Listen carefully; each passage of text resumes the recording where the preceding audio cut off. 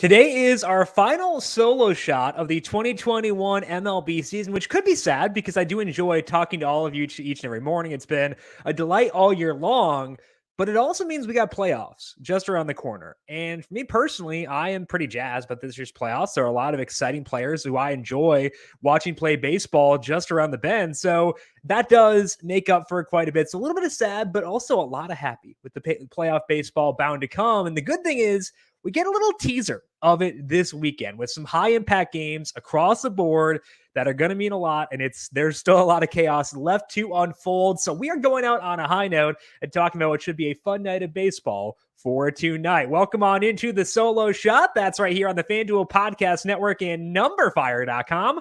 My name is Jim Sanas. I am a senior writer and analyst for numberFire.com, here to break down Friday night's 14-game main slate with lock set for 7:05 p.m. Eastern time for tonight. And there is just one weather note for today. That's in St. Louis for the Cardinals and the Cubs. At least a chance of rain there for that game. They should be good to go, but it's worth checking back on later. Check back on that one, but I think that they will be good to get that game in and send us out on a high note. Of course, the solo shot is done up today, but still a lot of good stuff here on the numberFire Daily Fantasy Podcast feed for this week. We already have our Week 4 NFL DFS preview podcast posted. That is with myself and Brandon Gadula breaking down the Week 4 NFL DFS main slate with game stacks, players who like in each salary tier, and more. Find that by searching for the numberFire Daily Fantasy Podcast feed. Hit subscribe there, and also check out our USC DFS podcast via Austin Swaim, already posted for tomorrow's card. NASCAR podcast for Talladega coming up later on today, 10:30 on YouTube, and up on the podcast feed after that. And of course, we will have NBA around the corner, PGA. So plenty of incentive to stick around here on the numberFire Daily Fantasy Podcast feed. Go search for that, hit subscribe, and swing back and check out all the good stuff we got cooking over there. Hey, soccer fans, this season, FanDuel and Captain Morgan are teaming up to give you a one-of-a-kind soccer contest. Introducing Captain Morgan Soccer Pick'em, a weekly fantasy contest that is entirely free to play. The contest is simple. All you got to do is make quick predictions for Saturday games this soccer season. You'll earn points for each correct pick and compete for a chance to win up to $3,000 in prizes every single week. Head over to FanDuel and enter the Captain Morgan Soccer Pick'em today. Must be 21 plus to participate. For more details, visit FanDuel.com or download the FanDuel Fantasy app. Eligibility restrictions apply, and don't forget to make your game day more delicious and sub in the captain. Pitching preview for this Friday main slate: Clayton Kershaw is the highest salaried pitcher on FanDuel, checking in at $10,400. We got Lance Lynn at $10,000. Shane McClanahan is $96,000. Framber Valdez is $9,500. Sandy Alcantara is $95,000 as well. Sean Manaea checks in at $9,200. Ranger Suarez is $9,000. Then Joe Musgrove, potentially not officially announced yet. Josh Rogers, John Gray, Eduardo Rodriguez, Marco Gonzalez, Steven Matz, and Eric Lauer are the other guys at $8,000 or higher for tonight. And looking at this slate, I do think that we want to prioritize getting two guys with an incentive to win for tonight, because it's the last start of the year for each of these guys. They're not in the playoffs. The teams may decide, okay, we don't want to risk things too much.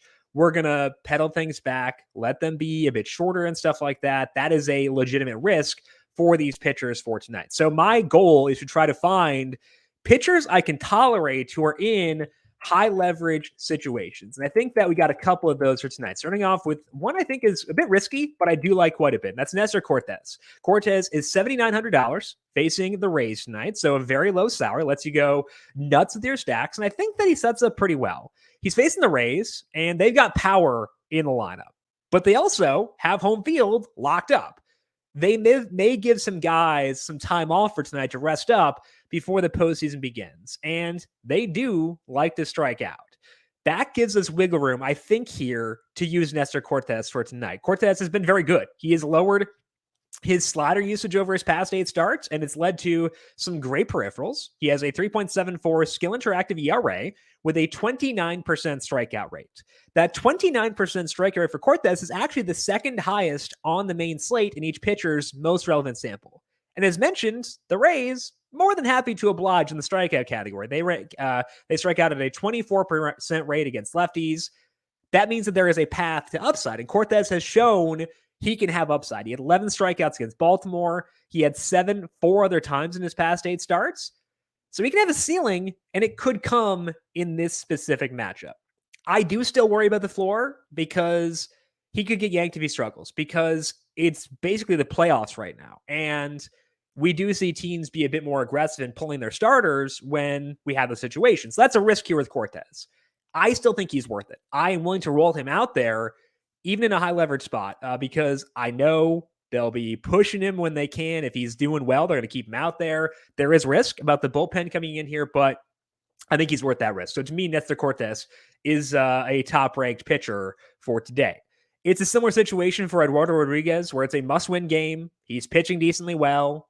Not the best matchup, but I think that there is enough here for me to go at him in this spot. So it's the Nationals. They're still pretty good offense versus lefties with a 104 WRC plus based on the current active roster. Not a ton of strikeouts, but they also don't hit a ton of fly balls, so it could be a worse matchup for sure. And it's in DC, so Rodriguez gets to face a pitcher for tonight. Rodriguez hasn't needed a pitcher to boost his good peripherals. He has been throwing fewer sinkers over his past 11 starts. In that time, his strikeout rate is 27%. He's letting up a 32% hard hit rate. He is still walking guys, which helps explain why his ERA is 4.39, and it's led to some really bad outings. But Rodriguez has shown something of a ceiling. He had 10 strikeouts against the Tigers, 8 against the Jays, the Rays, and the Yankees. And all those teams, the Jays, Rays, and Yankees, are really good against lefties. So that might mean I'm a bit more worried about this matchup than I should be, but it's more so because Rodriguez himself is pretty volatile. Like, there are a lot of ups and a lot of downs. We have to consider that for sure. I do still like him in a huge spot for tonight. So if we are considering playoff implications, I think that Nestor Cortes and Eduardo Rodriguez are very much worth rolling out there. Both those guys stand the risk, where if they struggle, they could get yanked for the bullpen. But I think that's the way we want to play things for today, because the non-playoff guys are risky for the same reason as well. So I will take the high leverage spots, and I will take Cortes and Rodriguez above the others. There is one guy I like in a non-crucial game, and that's Sandy Alcantara against the Phillies. The Marlins obviously not in it anymore. So there is risk, but I think that Alcantara's probably going to do pretty well for tonight. We talked a couple times about Alcantara recently. He's mixing in his slider more, which is good because that's a pitch that kills righties. His changeup kills lefties. And it's making Alcantara pretty lethal to have that slider a bigger part of his repertoire. In 10 starts to more sliders, he has a 3.09 skill interactive ERA. That is the second best mark on this slate. His strikeout rate is 28% with a 4% walk rate. He's letting up fly balls just 27% of the time. So from a pitching perspective, if we don't consider anything else, I adore him. The concern is length, because he's obviously a massive, massive part of the Marlins 2022 plans. He should be.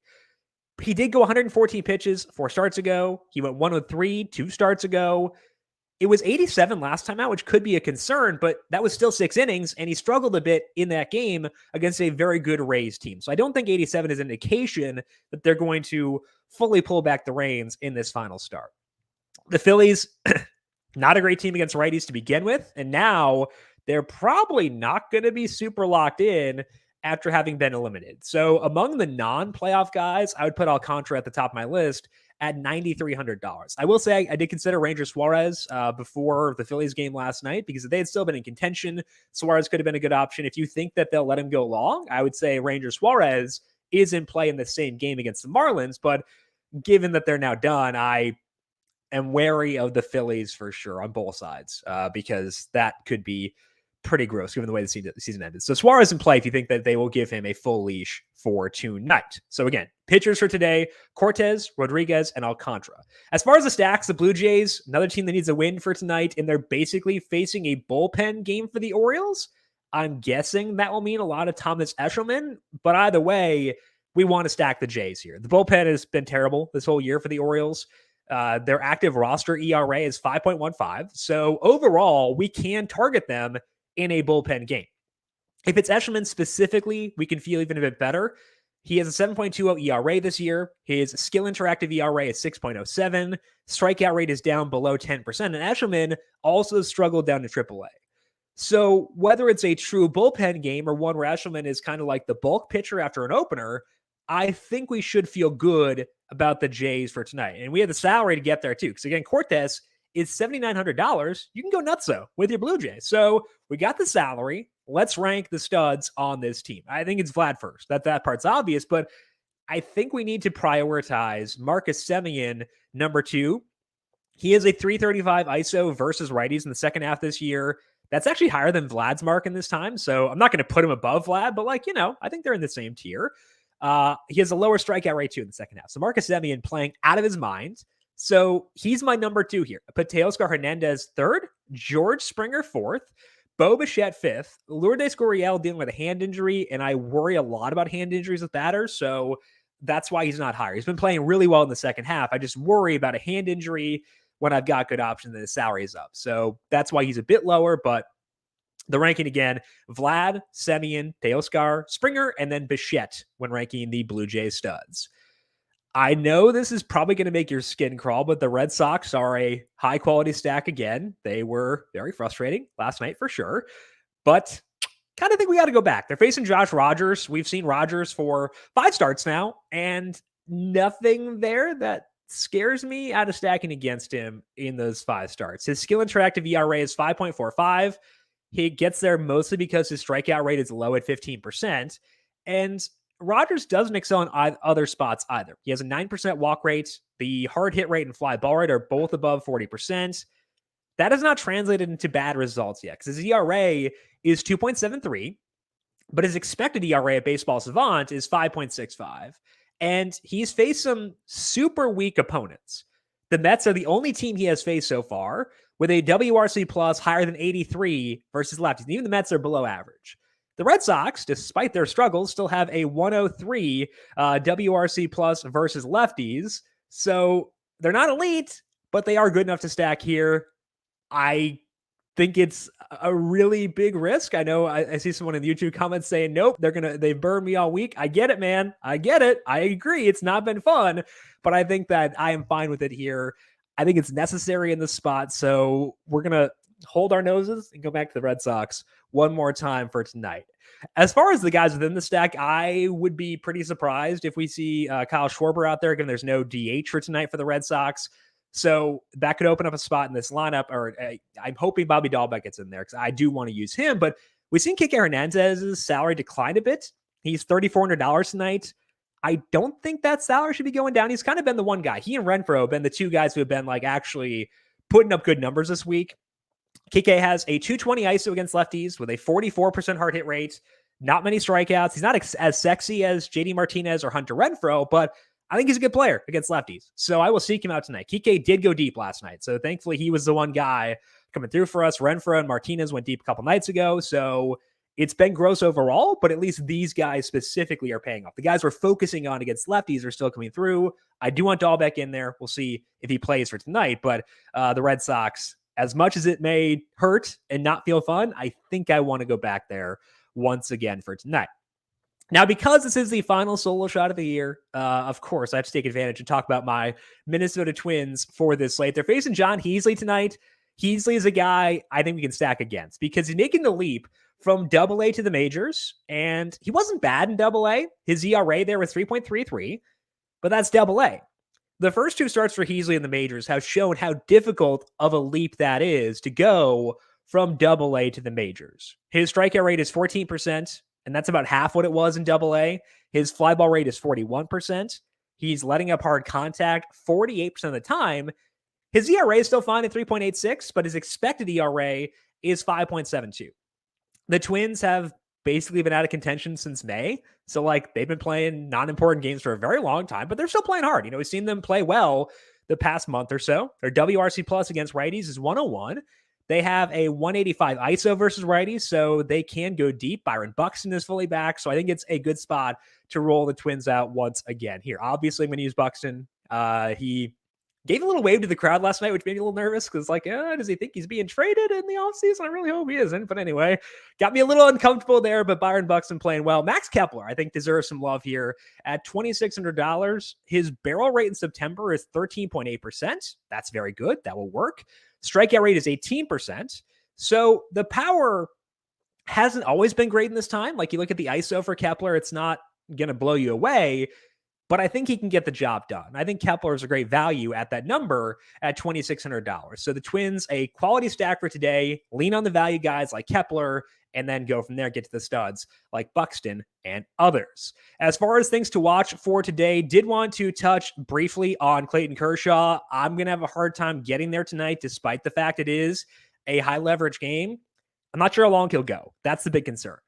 In the 3 starts back, Kershaw's gone 50, 74, and 73 pitches, which means he's probably topping out around 90 or so tonight, which could be enough because, again, a lot of pitchers in the slate have, motivation concerns, but I just don't want to be working my way out of a hole there. So I think that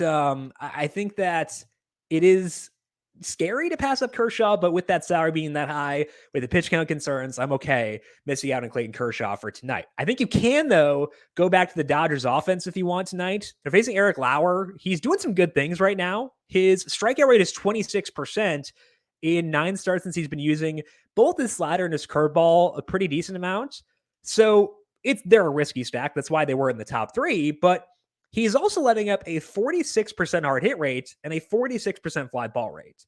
That is a great recipe for home runs. So the Dodgers not a priority tonight like they were last night, but I do think that the Dodgers are really solid for tournaments here and a team I will go to a decent amount, despite the concerns around Lauer's strikeout rate. Finally, same thing goes here for St. Louis. It has not been officially announced yet, but it seems like they'll be using Zach Davies or facing Zach Davies. Davies really struggling right now. His velocity is actually up over his past 9 starts, but his ERA in that time is 8.92. His peripherals pretty rough as well. And that does include a start against St. Louis his last time out, where he let up 6 runs in 2 innings. So check back to see if Davies is confirmed a starter, see what the Cardinals offense looks like since they've already locked up a playoff spot and don't really have a lot on the line right now. So check those 2 things. That's why they're more of a conditional stack for today. But if it's Davies and the key guys we want to use are in there, I think the Cardinals do grade out pretty well. Let's finish up here with some home run calls for tonight. The boring one will be going back to that Dodgers game. So I do think that they set up well for home runs. We'll go Mookie Betts. Mookie went deep last night. Mookie, obviously a tremendously talented pitcher or hitter.